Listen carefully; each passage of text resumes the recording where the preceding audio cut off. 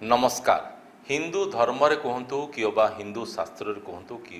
हिंदू विश्वास रे कहतु कह जाए जे आमर 12 मासरे 13 पर्व कहीं जाने लगे जे सबकि जगतर नाथ जगन्नाथ ठारू आरंभ कारण एमिति गोटे दिन नहीं जहाँकि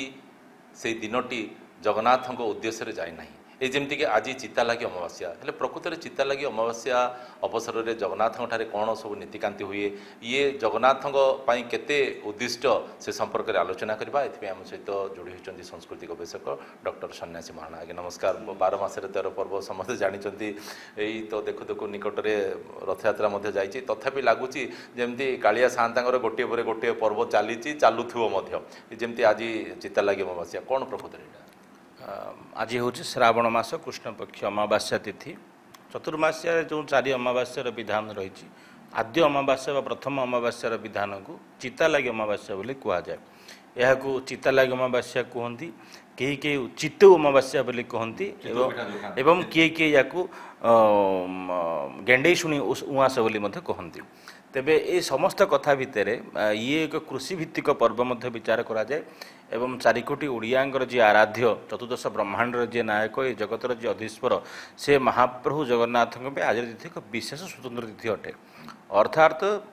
स्नान पूर्णमी पूर्व दिन रात्रि जितेबाला दैतापति माने प्रवेश करथिबे महाप्रभु पार स्वतंत्र भाव महाप्रभु जो सुवर्ण चित्ता वर्षार धारण करिथांती से चित्ता को से दिन उल्लागी करिकी बाहर करी रखि दिया जाए एवं महाप्रभु को 16 चित्ताटी पिंधे दिया जाए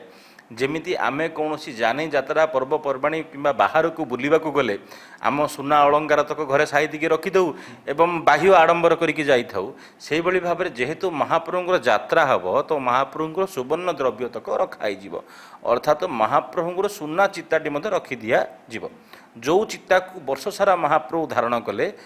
महाप्रभु नित्य नैमित्य कार्य करती जमिति गोटे कथा अच्छी जदि ब्राह्मण पिला पूजारे बसे जदि ब्राह्मण पिलार मुंडरे चिता नाही बा सांकेतिक चिन्ह नाही ताहले से कर्मकांड करने संपूर्ण भाव में अयोग्य बोली विचार करा जाए एवं आमे मध्य आमर कौन पूजापूजी कार्यक्रम कले मध्य चंदन रहू कि सिंदूर रहू शास्त्र कही चंदन से महापुण्यम पवित्रम पापनाशनम आपदा हरते नित्यम लक्ष्मी वर्षति सर्वदा अर्थात चंदन टीका खंडे मुंडरे थिले केते सुरक्षा दिए बोली कहुई ए कालिया सात मध्य समान रसिक व्यक्तित्व सी मनीष मानक जहाँ नियम करिसंती तांको पाई मध्य से नियम तक से बंधा तेणु निजको रक्षा करने एवं महालक्ष्मी संयुक्त होगापी श्रीबुद्धि करने एवं नित्य नैमित्य कार्य करने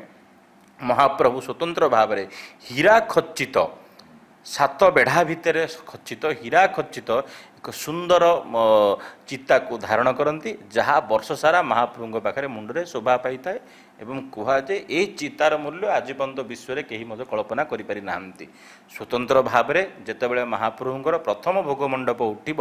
प्रथम भोगमंडप पर श्रीदेवी भूदेवी को शयन गृह को खटसेज घर को नियाजिब एवं महाप्रभु पर स्वतंत्र भाव में एकांत भाव में दैतापति माने प्रवेश करी महाप्रभुंर ए अंग सेवा करती स्वतंत्र भाव में श्री जगन्नाथ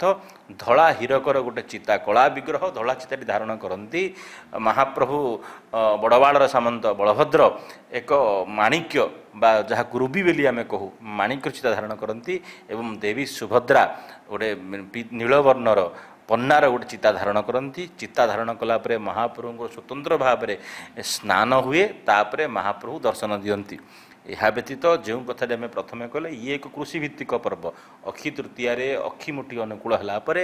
वर्षा होती नुआ पानी आसी बिलरे पोखरी मानक पानी प्रवाहित होती स्वतंत्र भाव में बिलरे जो गेंडा माने थांती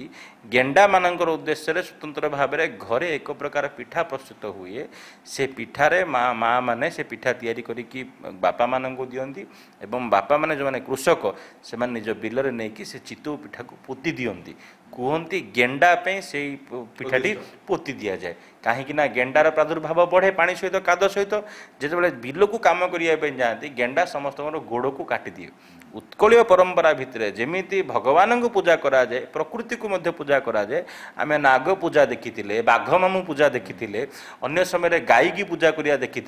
ये हूँ गेंडे शुणी पूजा माने गेंडा जी इतर प्राणी जहाँ को आम समस्ते नाक टेकती ताकू मध्य पूजा करा जाउची ताकू मध्य संतुष्ट करा जाउची से आम फसल को रक्षा करिवो एवं आमको मध्य आहत दब नाही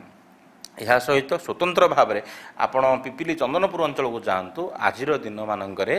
ଦୁଆର ମୂଳରେ ଖଡ଼ି ଏବଂ ପିଠଉରେ ଯେମିତି ମାର୍ଗଶିର ଚିତା ଦିଆଯାଏ, ଘରମାନଙ୍କୁ ରକ୍ଷା କରିବା ପାଇଁ ଚିତା ମଧ୍ୟ ଅଙ୍କନ କରାଯାଏ। ଏହି ସମସ୍ତ ବିଷୟବସ୍ତୁ ଚିନ୍ତା କରି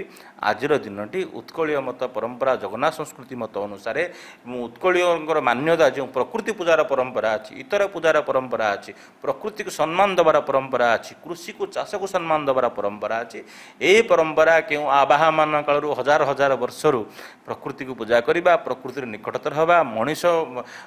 ଚେତନା ମନସ୍କ ହେବା, ପ୍ରକୃତି ମନସ୍କ ହେବା ପାଇଁ ଏଭଳି ନୀତି ନିୟମ ପୂଜା ପର୍ବାଣୀ ସବୁ ତିଆରି ହୋଇଛି।